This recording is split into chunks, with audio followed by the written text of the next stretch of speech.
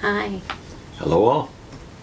We've reached the congregation of Smyrna and eliminating from contention of the perfect church that no one will ever find, and there certainly was none in the New Testament, but there are two very good churches according to the descriptions in Revelation, and we reach those two now, starting with Smyrna. But the only certainty in Smyrna is persecution, according to the brief description we have here. So is this a place you'd want to take your family? And interestingly, it's the shortest of the 7 epistles sent to the 7 churches, and it's to a church that looks like it's pure, that it's being purified anyway by the persecution it's undergoing. And it's only 4 verses. That is Revelation chapter 2, verses 8 to 11. Okay. And to the angel of the congregation in Smyrna write, these are the things that he says, the first and the last, who became dead and came to life again. I know your tribulation and poverty, but you are rich, and the blasphemy by those who say they themselves are Jews, and yet they are not, but are a synagogue of Satan. Do not be afraid of the things you are about to suffer. Look, the devil will keep on throwing some of you into prison, that you may be fully put to the test, and that you may have tribulation 10 days. Prove yourselves faithful, even to death, and I will give you the crown of life. Let the one who has an ear hear what the Spirit says to the congregations. He that conquers will by no means be harmed by the second death. First, the greeting, the words of the first and the last who died and came to life. Even Christ's self-description here seems to be significant of their problem, their principal problem. That they're going to endure tribulation. Yeah, and the tribulation has apparently 2 aspects. It can be unto death, but at least it starts, it seems, with the description of their poverty. Yeah, so there's an economic part to the persecution that they're facing. Yeah, and it has something to do with this Synagogue of Satan. Now, we've made the point in several of the prior segments that there's a very well-established Jewish diaspora all over the Roman Empire, and this is the richest province of the Roman Empire. And this city is one of the more wealthy cities, really. It's not that the area is poor, but they are poor because they are being driven out of their Jewish community and, of course, losing, in many cases, their livelihood.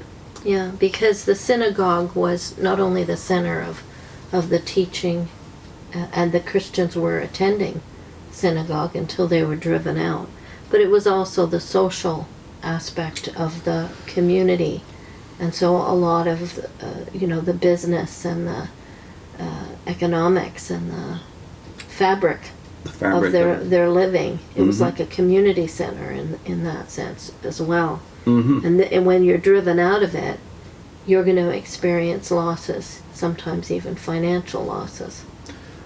Certainly lose your family, and with that, as we ourselves experience losing our family in our setting in the Watchtower, you often lose your business attachments as well. Yeah, we both lost jobs with witnesses, so.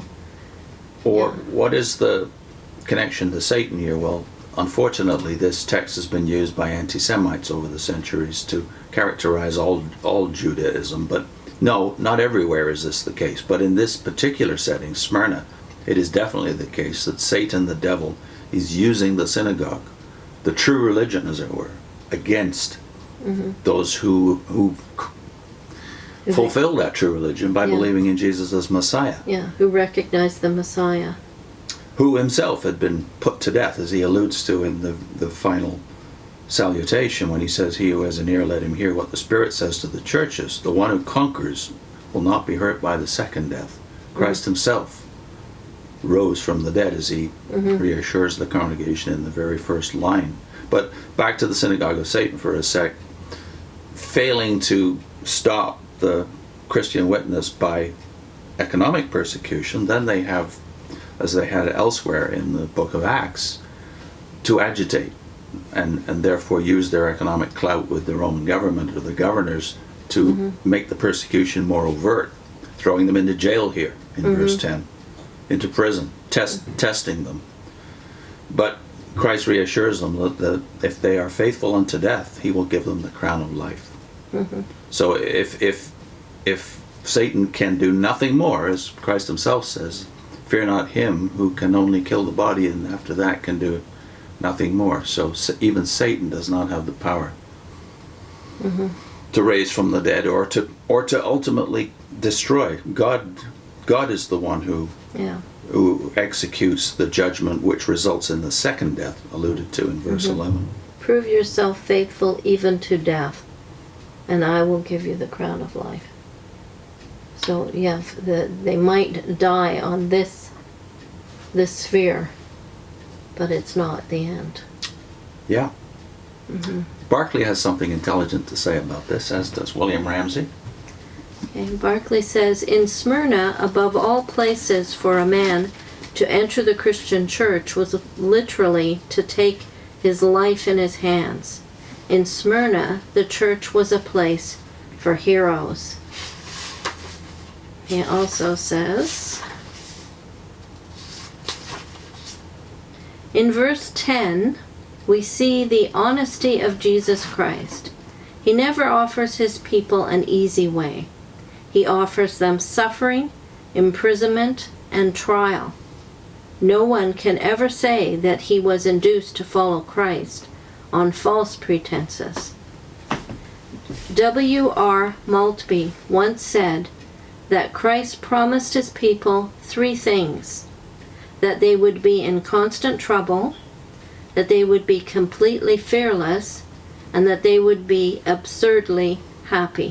What a wonderful quote. And one thing you might not know if you haven't studied the history of these 7 cities that are mentioned in the book of Revelation, chapters 2 and 3. Smyrna is the one who endured the longest, is still around today. Let me read what Ramsay says about it. He talks about the fact that it was a Christian stronghold for centuries after this, right up until almost to the Reformation time. But it was conquered by Tamerlane and the Turks in 1402. And then Ramsay says, since then, Smyrna has been a Turkish city, but the Christian element has always been strong. And at the present time, which is around 1904, outnumbers the Mohammedan in the proportion of 3 to 1. I don't know what it is now, but it's still there and still thriving. And the city is called by the Turks Infidel Smyrna, Glauer Ismir. He also has a few more things to say about the geography of the city and how the depredations of Islam have not managed to do away with it, although almost all the other areas that were covered by Revelation and were at one time converted to Christianity have been overrun by Islam. He says, history has justified the prophetic vision of the writer. Smyrna, the recipient of the most laudatory of all the 7 letters, is the greatest of all the cities of Anatolia. At the head of its gulf, which stretches far up into the land, it is at present, that is 1904, the one important seaport, and will always remain open as the greatest seaport of the whole country. But the same situation which gives it eternal importance has caused it to suffer much tribulation. It has been the crown of victory for many victors. It has tempted the cupidity, that is the covetousness of every invader, and has endured the greed and cruelty of many conquerors. But it has arisen, brilliant and strong, from every disaster. No city of the East Mediterranean lands give the same impression of brightness and life as one looks at it from the water and beholds it spread out on the gently sloping ground between the sea and the hill, and clothing the sides of the graceful hill, which was crowned with the walls and towers of the medieval castle until they were pulled down a few years ago. The difference in the beauty of the city caused thereby shows how much of the total effect was due to that crown of Smyrna, which is alluded to symbolically in the description we just read. He concludes, in this letter, no one can fail to recognize the tone of affection and entire approval that is from Christ. Whereas the writer urged the people of Ephesus to be as they once were, he counsels the Smyrnans to continue as they are now. Ephesus has to recover what it has lost, but Smyrna has lost nothing. The persecution and poverty which had been the lot of its church from the beginning, and which would still continue for a period, kept it pure. There was nothing in it to tempt the unworthy or the half-hearted, whereas the dignity and high standing of the Ephesian church had inevitably attracted many, not entirely worthy members. The writer looks confidently forward to the continuance of the same steadfastness in Smyrna. He does not even hint at the possibility of partial failure. He does not say, "If thou be faithful, I will give you the crown." He merely exhorts them to be faithful as they have been. So even 50 or 60 years after this is the city of the Bishop Polycarp, who also dies a martyr. Yeah. So that persecution did not end after John disappeared.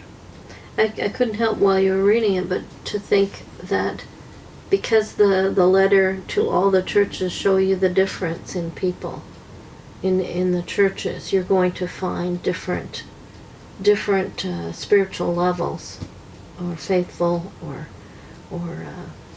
approval and disapproval. You're going to find different levels that exists within the church. But this is a nice, encouraging one. Keep as you are. But the role of struggle and even suffering to death in keeping the congregation pure.